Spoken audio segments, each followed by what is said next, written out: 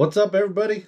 Chip Walton in the new and not yet, I would say, improved office of Chop Brew, but I've moved into the bedroom in our basement that we kind of stripped of all the guest bedroom features and moved all of my stuff from our main basement area into here, mainly so that, like, during work from home times, I was just working on the dining room table upstairs and it was super distracting when I was up there, and also not ergonomically great. So I'm back down here. We got the Vidzilla hooked up. The good news is, thanks to the support of our Patreon party people, the Vidzilla is going to be getting an upgrade.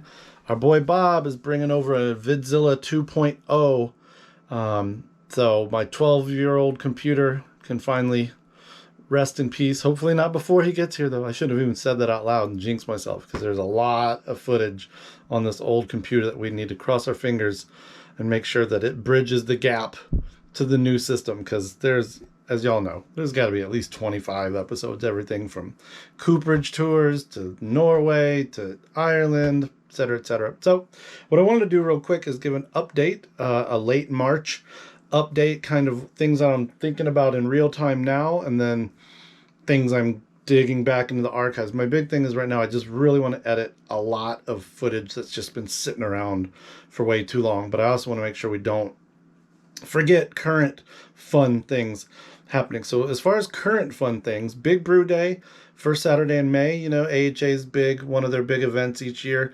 Imperial Yeast has been awesome enough to give us 2 customized recipes for a Saison and a dry hopped Kolsch. I'm going to get those formatted and send those out to y'all. The idea being there is they basically fine-tuned a recipe.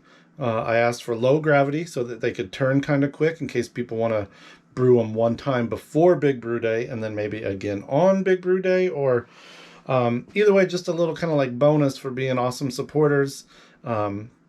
The fans of Chop and Brew to get these recipes. So I'm going to get those out to y'all.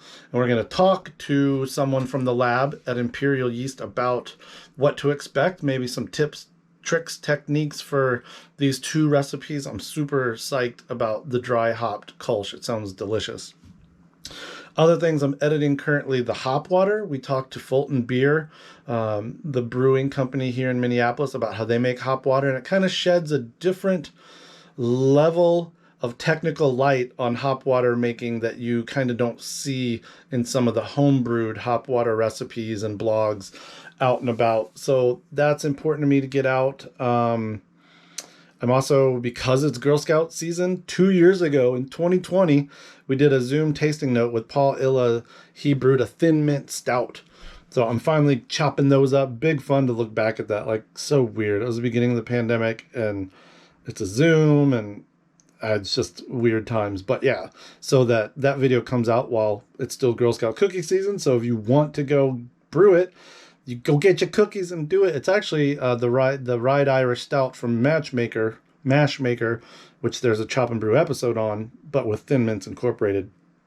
Imperial recipes, episodes I'm editing. So current things, though, that I want to keep besides the Imperial recipes, which we're going to brew, I got a drop of really cool smoked malts from, I believe some is from Skagit Valley and some is from Breese, from our boy Mark Gillette at F.H. Steinbart. So I got that. There's 5 pounds of each of those. I'm going to do kind of like a 70% base malt, 30% smoked, real kind of basic template recipe, and do a bunch of 1 or 2 gallon batches of those just to put a bunch of different smoked malt. There's maple, there's mesquite, and oak, I believe.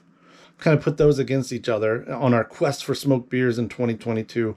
Also, y'all saw that video probably of Joron Jævig's care package from Norway with his home smoked alderwood malt, juniper infusion, juniper branches, the yeast he would use, basically like a DIY Norwegian farmhouse starter kit, recipe kit that I hope to brew. So a lot of smoked beer. The other obsession at the moment is cold IPA.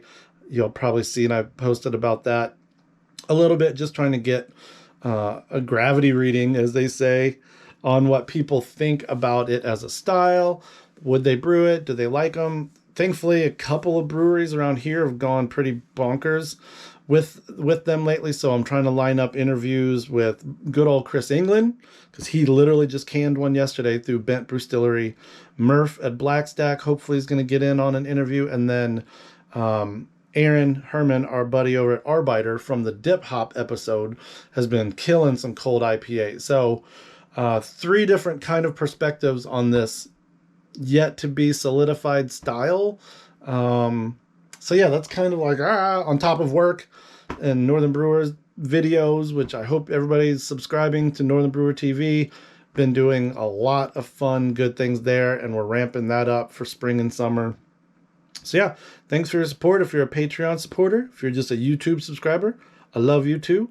Let me know in the comments below what kind of stuff you're getting into in spring/summer 2022. Let me know what you think of smoked beers, cold IPAs, and look out for those imperial yeast recipes that'll be hitting social. I'll even post them in the video description below here once they're ready. It probably won't be for 2 or 3 days after this actually drops, but I will put them here as well as other places. I think that's it. Y'all know me, man. There's always more, but oh, whoa, topsy-turvy in Chop and Brew HQ, y'all. Peace. Stick with us. More fun coming.